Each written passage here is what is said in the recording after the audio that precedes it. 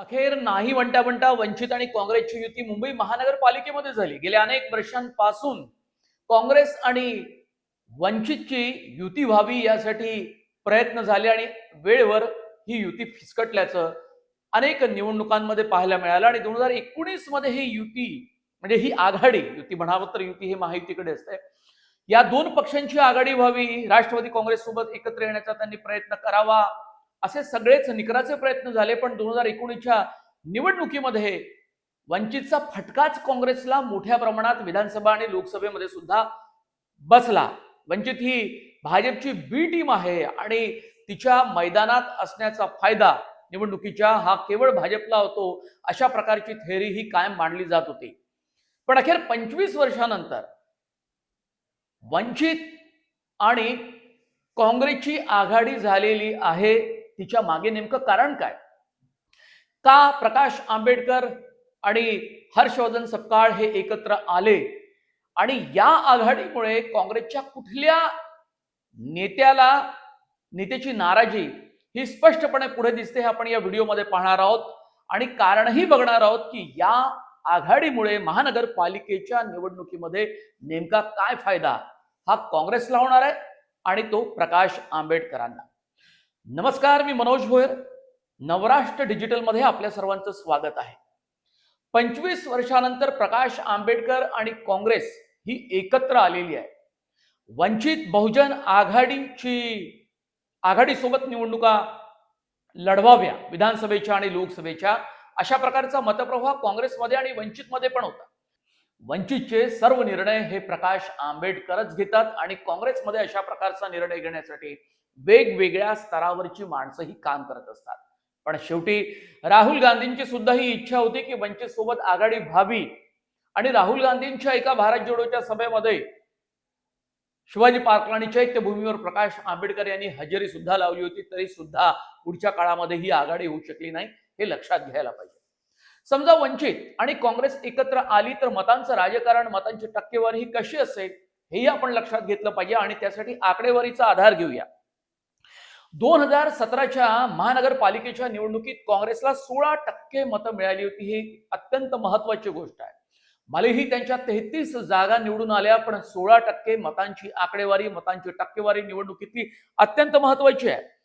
आणि 2026 मध्ये त्यांचं टार्गेट वंचित बहुजन आघाडी सोबतचं साधारणतः 20 ते 25% आहे। आता 2017च्या निवडणुकीमध्ये जे विजयी झालेले पक्ष होते ते भाजप आणि शिवसेना एकत्रित। शिवसेनेला 84 आणि भाजपला 82 नगरसेवक निवडून आले, त्यांच्या जागा आल्या आणि त्यांची मतांची एकंदरीत टक्केवारी होती 50 ते 60। त्याच्यामध्ये भाजपला 27% तर शिवसेनेला 28%। तीच शिवसेना आता दोन गटात विभागली आहे आणि त्यातला जो महत्वाचा राजकीय ताकद असलेला, सत्तेत असलेला जो पक्ष आहे, जो गट आहे, तो शिवसेनेचा एकनाथ शिंदेंचा आहे। त्यामुळे हे 50 ते 60% जे मिळवलेलं गणित होतं त्यांचं सत्तेचं, ते या 2024-25च्या निवडणुकीमध्ये राहील का शिल्लक हा एक मोठा प्रश्न आहे। कारण राज आणि उद्धव ठाकरे यांची युती झालेली आहे। मनसेला त्यावेळी 8% मतं मिळाले होते आणि राष्ट्रवादी काँग्रेसला 5% मतं मिळाली होती आणि इतर समाजवादी पक्ष आणि एमआयएम हे दोन बाकी मुस्लिम मतांवर राजकारण करणारे पक्ष आहेतच। आता 2017चं काँग्रेसचं हे 16%चं जे गणित होतं ते यावेळी वाढेल अशा प्रकारची तजवीज ही काँग्रेसनं या आघाडीतनं केलेली आपल्याला पाहायला मिळते। मधल्या काळामध्ये काँग्रेस आणि याशिवाय वंचित बहुजन आघाडीमध्ये आघाडी व्हावी, या दोन्ही पक्षांमध्ये समन्वय व्हावा असा जोरदार प्रयत्न झाल्याचं मी तुम्हाला सांगितलं, तरी सुद्धा तो झाला नाही। तेव्हा वंचितला ही आघाडी करायची नाही, प्रकाश आंबेडकरांना काँग्रेस सोबत अजिबात जायचं नाही, प्रकाश आंबेडकरांना भाजपला मत द्यायचंय, मदत करायची आहे, त्यांना फायदा मिळवून द्यायचा निवडणुकीमध्ये, भाजपकडून त्यांना अर्थपुरवठा होतो, अशा प्रकारचे अनेक आरोप झाले. आणि या आरोपांना वंचितने उत्तर दिलं, प्रकाश आंबेडकरांनी उत्तर दिलं. प्रकाश आंबेडकरांचे नेते त्यासाठी मैदानात काँग्रेसच्या नेत्यांच्या विरोधात उतरले. काँग्रेसचे नेते हे प्रकाश आंबेडकरांच्या विरोधात उतरले आणि त्यांनी भाजपची बी टीम आहे प्रकाश आंबेडकरांची, आणि भाजपला केवळ आणि केवळ फायदा मिळवून देण्यासाठीच ती निवडणुकीच्या मैदानात काम करते. आणि दुसरीकडे संविधानवादी पक्ष असल्याचं ते कायम सांगतात किंवा RSSची चिरफाड करत असतात. पण आजच्या घडीला हे दोन पक्ष एकत्र आले. त्याचं कारण नेमकं असं आहे की दोन्ही पक्षाच्या नेत्यांनी असं सांगितलं पत्रकार परिषदेमध्ये, ज्यात हर्षवर्धन सपकाळ हे काँग्रेसचे प्रदेशाध्यक्ष आणि धैर्यशील पुणकर डॉक्टर हे दोन्ही नेत्यांनी जेव्हा पत्रकार परिषदेमध्ये जी भूमिका मांडली त्यात त्यांनी असं सांगितलं की दोन्ही पक्ष संविधानवादी आहे. म्हणजे सपकाळ म्हणाले की दोन्ही पक्ष हे संविधानवादी आहे. त्यांची वैचारिक लढाई ही भाजप आणि RSSच्या विरोधात आहे. वैचारिक भूमिकेमध्ये सुद्धा दोन्ही पक्षांच्या साम्य आहे आणि संविधानावर हा देश चालावा अशी भूमिका दोन्ही पक्षांची असल्यामुळे तसे दोन्ही पक्षांमध्ये काही फारसे मतभेद नाही. अर्थात निवडणुकीच्या मैदानात जेव्हा युती आणि आघाडी होते तेव्हा पूर्वीचे मतभेद, आरोप प्रत्यारोप हे विसरून जावे लागतात. हे आता जनतेलाही माहित आहे, पण त्याची जाणीव ते सातत्यानं करून देत असतात. आता 1998 आणि 1999 नंतर ही आघाडी होत्या. ही आघाडी राजकीय अस्तित्वासाठी, राजकीय फायद्यासाठी निश्चितपणे आहे. कारण मुंबई महानगरपालिकेच्या निवडणुकीमध्ये समाजवादी पक्षाला नगरसेवक जिंकून आणता आले. त्या काळात आता तो जुना झाला MIM ला सुद्धा आपल्या जागा काही जिंकून आणता आल्या. इतर अपक्ष नगरसेवक आहेतच, पण महाराष्ट्राच्या राजकारणात अत्यंत महत्वाचं नेतृत्व असलेल्या ॲडव्होकेट प्रकाश आंबेडकर यांना मात्र आपल्या वंचित बहुजन आघाडी आणि त्यापूर्वी भारिप यांना महानगरपालिकेमध्ये कधीही आपलं अस्तित्व, आपली चुणूक दाखवता आली नाही. उलट पक्षी प्रकाश आंबेडकरांच्या शिवाजी पार्कच्या सभेमध्ये 1,00,000 लोकांची गर्दी होती, त्यांच्या समर्थकांची, आणि ती मुंबईतली होती असा त्यांचाही दावा असतो.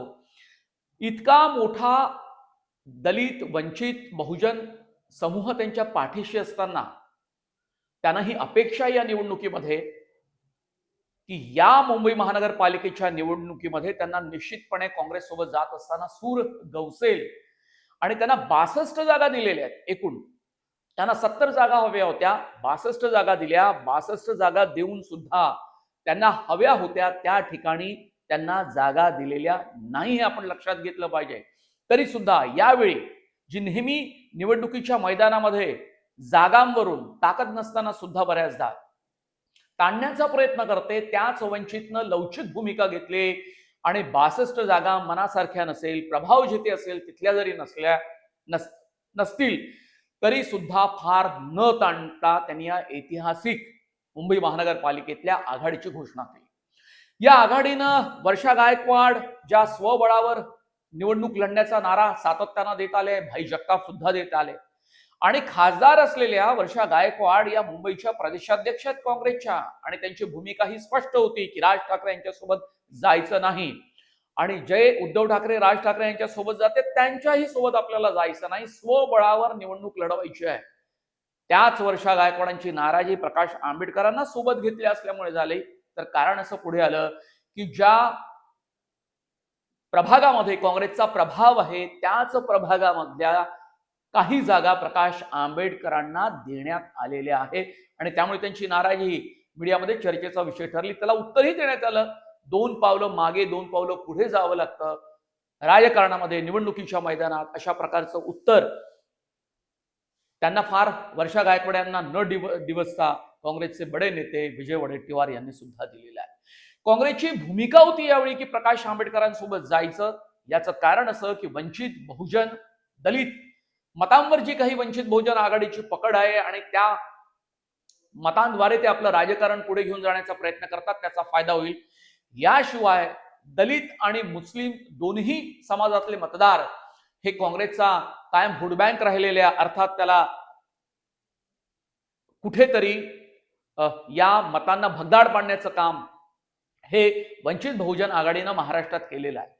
पण मुंबईमध्ये धारावीमध्ये डॉक्टर पूजा गायकवाड, वर्षा गायकवाड यांच्या भगिनी या आमदार झाल्या, त्या स्वतः दुसऱ्या मतदारसंघातनं खासदार झालेल्या आहेत. त्यामुळे मुंबईमध्ये काही असे मतदारसंघ आहेत, काही असे प्रभाग आहेत जिथे काँग्रेसची पकड आहे. कांदिवली पूर्व या भागामध्ये मुस्लिम दलित मतदार मोठ्या प्रमाणात राहतात, धारावीमध्ये राहतात.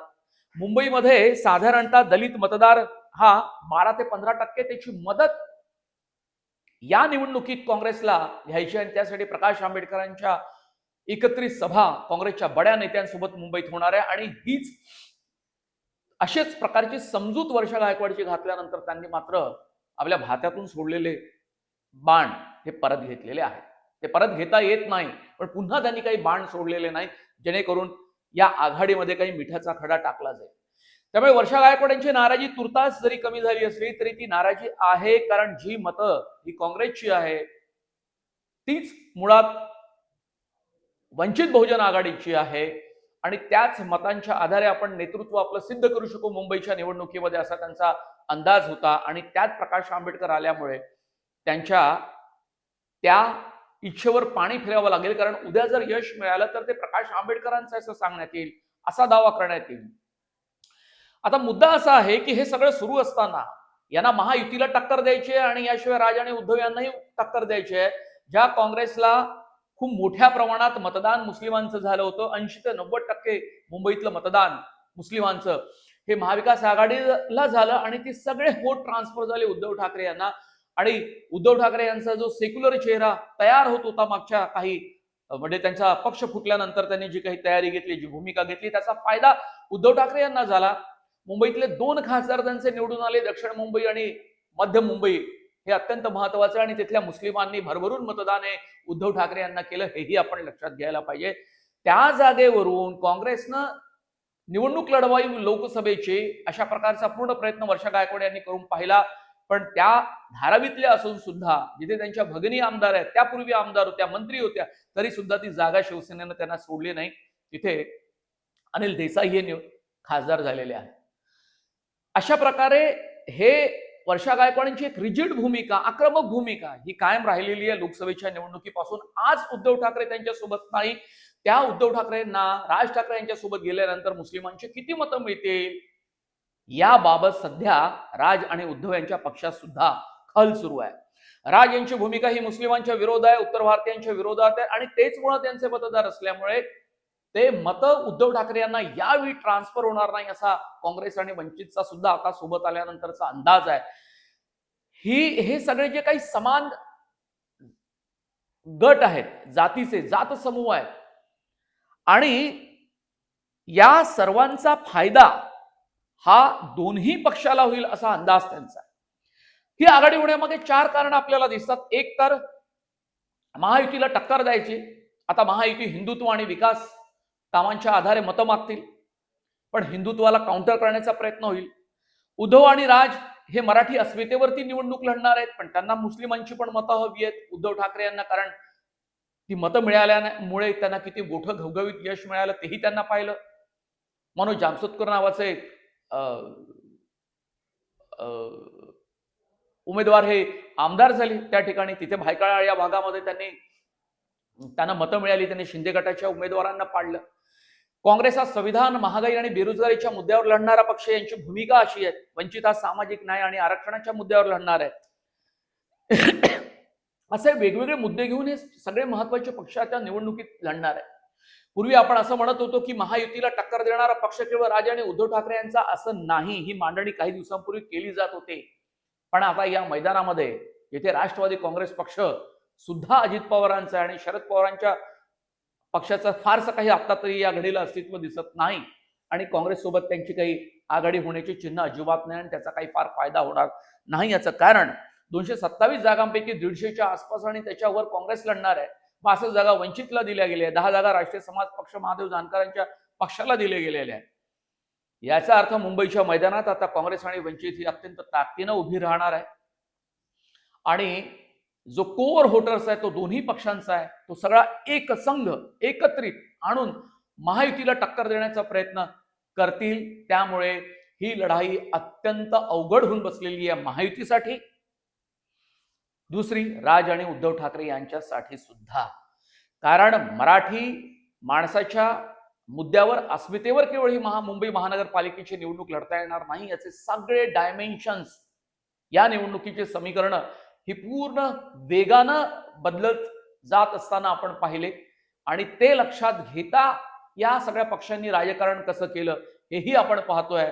त्यामुळे या निवडणुकीच्या मैदानात राज आणि उद्धव यांच्यासाठी जितकी आव्हानं पुढे वाढून ठेवलेली आहे या कमी दिवसामध्ये प्रचारासाठी अत्यंत उरले असताना, तेवढीच आव्हानं निर्माण झालेली आहे ही भाजप आणि शिंदे गटासाठी सुद्धा. आणि अर्थात हे नवं आव्हान घेऊन काँग्रेस आणि वंचित या निवडणुकीमध्ये दमदारपणे पुढे जाण्याचा प्रयत्न करते, हेही आपल्याला या निमित्तानं दिसून येत आहे. हे सगळं करत असताना चंद्रपूर महानगरपालिकेमध्ये मात्र एक वेगळी घटना घडली. ती म्हणजे उद्धव ठाकरे आणि वंचित हे सोबत लढणार आहे. 33 आणि 33 जागांवर त्यांची आघाडी झाली आहे. एकीकडे वंचित आघाडी काँग्रेस सोबत उद्धव ठाकरे यांच्यासोबत मुंबई महानगरपालिकेमध्ये लढणार आहे, तर दुसरीकडे वंचित आणि काँग्रेस उद्धव ठाकरेंची हात मिळवणी झाली आणि चंद्रपूर महानगरपालिकेमध्ये ते एकत्रित लढणार आहे.